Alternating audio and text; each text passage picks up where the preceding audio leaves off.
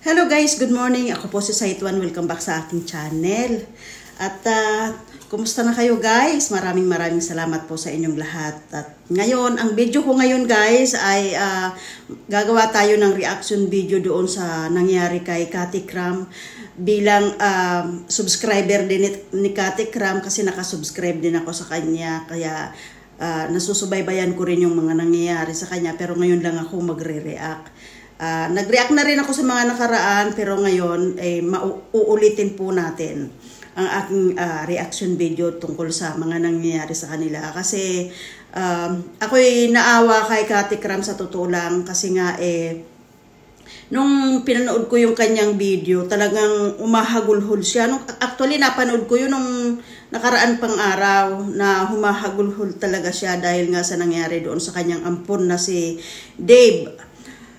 Alam mo kung ang masasabi ko lang dito, kung ako yung nasa sitwasyon ni Kati Kram, ay ahayaan ko na lang siya. Oo. Hindi ko na siya susuyuin, hindi ko na siya kumbaga kasi based doon sa napanood ko, biruin mo binilhan pa ni Kati Kram ng lupa halagang ₱250,000, tapos binilhan niya pa ng motor, pinag-aral niya pa. Pero sa konting pagdidisiplina ni Kati Kram, siyempre, kahit ampun ka, didisiplinahin ka ng nag-ampun sa'yo para sa kabutihan mo rin yun, Dave. Sa kabutihan mo rin yun, Dave. Dahil nga siya yung tumatayong bilang ama mo, bilang tatay mo. So, dapat lang talagang disiplinahin ka. Siyempre, minsan, ang tao, kapag pagod na, maraming iniisip, ay siyempre nakakapagsalita ng hindi maganda at minsan siguro kumbaga based doon sa napakinggan ko sa video nila Kati Kram, ay minsan nga daw ay inaambaan ni Kati Kram at napalo yata ng isang beses. So ayun naman, alam mo Dave, ayun naman ay pagmamahal yun ng isang tatay. Wala yan sa mga naranasan namin nung mga panahon. Ako nga, lumaki ako sa palo Hanggang ngayon, yung mga piklat ko dahil sa palo, nandito pa palo ng aking nanay, kurot ng aking nanay, nandito pa. Mga nagmarka siya pero hindi ako nagtanim ng galit sa magulang ko dahil alam ko pagdidisiplina niya yun. Minsan nga, kumbaga naiisip ko na sobra-sobra yung pagdidisiplina sa akin ng nanay ko. Pero ganun pa man ay, ayan, sinusuportahan ko pa rin siya. So, ngayon, Dave, kahit papaano malaki ang naitulong sa'yo ni Kati Kram kasi nasubaybayan kita nung nagkakargador. Doon ako nagsimulang nagsubaybay sa mga video ni Kati Kram, lalong-lalo na sa tungkol sa iyo, Dave, dahil nga ayan nga, kinuha ka ni Kati Kram sa sitwasyon na yon, inayos yung buhay mo, hanggat sa ibinigay sa iyo yung apelyido ng Manalastas, pero based doon sa sinabi ni Kati Kram sa kanyang video ay kaya hindi naaayos yung iyong adoption. So, okay na rin yun, Kati Kram. Alam mo, Kati Kram, kung ako sa kalagayan mo, hayaan ko na yan mga yan. Kasi yung isa mo rin na ampon ayun, umalis na rin sa'yo. So, siyempre, may mga magulang yan, aalis talaga yan sa'yo. Kasi may mga kanya-kanya silang magulang, ganon. Alam nila yung magulang nila kung saan nakatira, lalo na yung magulang ni Dave laging napunta sa inyo at minsan aywan ko kung nagbibigay sa inyo ng stress yung magulang ni Dave. So kung ako sa iyo, Kati Kram, hindi ko na siya aamuin pa para bumalik sa inyo. Hindi ko na pag-aaksayhan pa ng oras niyan.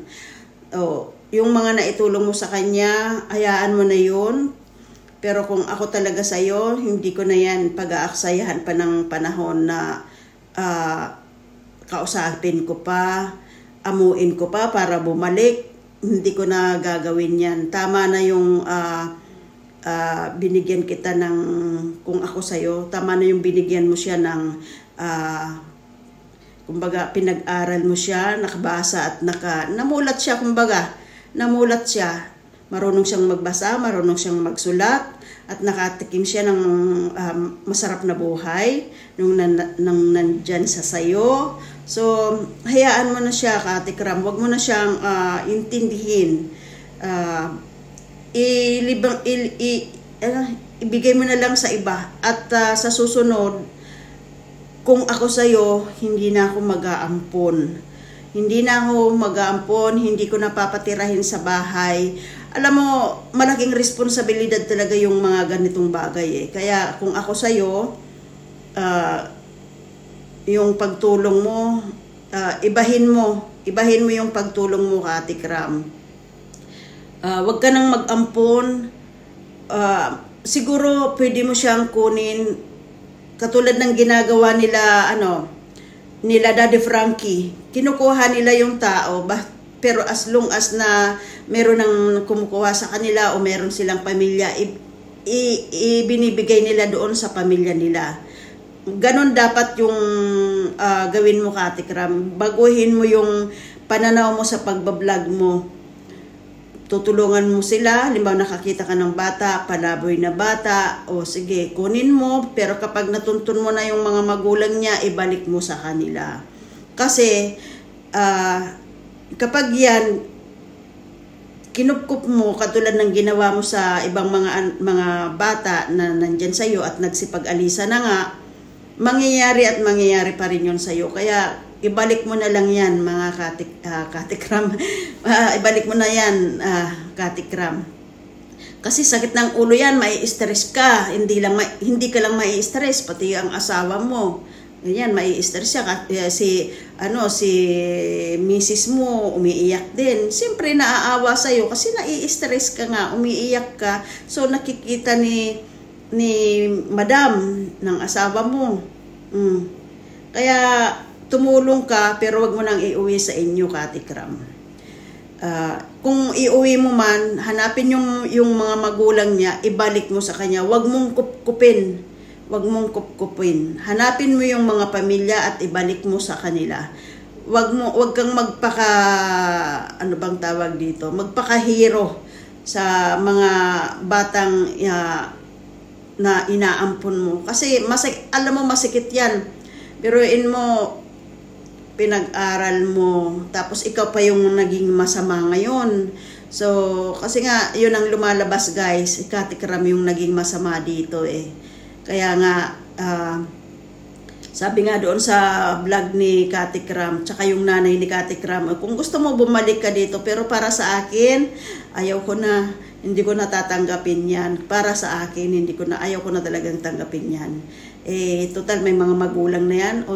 Kung nabilhan mo nga ng lupa, hayaan mo na yon. Yung kalahating milyon, nabigyan mo ng motor, hayaan mo na yon. Hayaan mo na siya.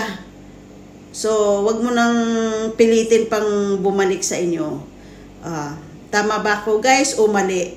Kung kayo, guys, nasa sitwasyon ni Katikram, ano kaya ang magiging opinion nyo tungkol dito? Kasi yung opinion ko, kung ako, ahayaan ko na yan. Hindi ko na yan pipilitin na bumalik pa sa akin. Hindi ko na talaga yan, kasi nagawa na sa yung, kasi alam ko, based on sa pananalita ni Katikram, ang dami pang bagay na mga nangyari. May mga nawalang mga ganito, may hindi pa kasi nilalabas ni Katikram, siguro masyadong personal na yung bagay na yun, kaya hindi na siguro nilalabas ni Katikram. So ayun, Katikram, kung hindi pa naaayos yung pag-adoption mo, wag mo nang i-adapt, maganda yung ibalik mo na lang siya, kasi alam mo, magkakaroon pa yan ng karapatan sa mga ari-arian mo eh. Tapos ganyan na yung ginawa sa'yo, magkakaroon pa yan ng karapatan sa sa mga properties mo, kung ano man ang meron ka. Kaya hayaan mo na yun na hindi naaayos yung adoption. Bawiin mo na lang, i-cancel mo na. Wag ka nang mag-aksaya ng panahon pa. Nako, kasi alam mo, ang dami ko rin nababasa sa mga comment. Ang dami rin kung anong opinion ko, parang opinion na rin nila yung wag mo nang tanggapin si Dave. Oo.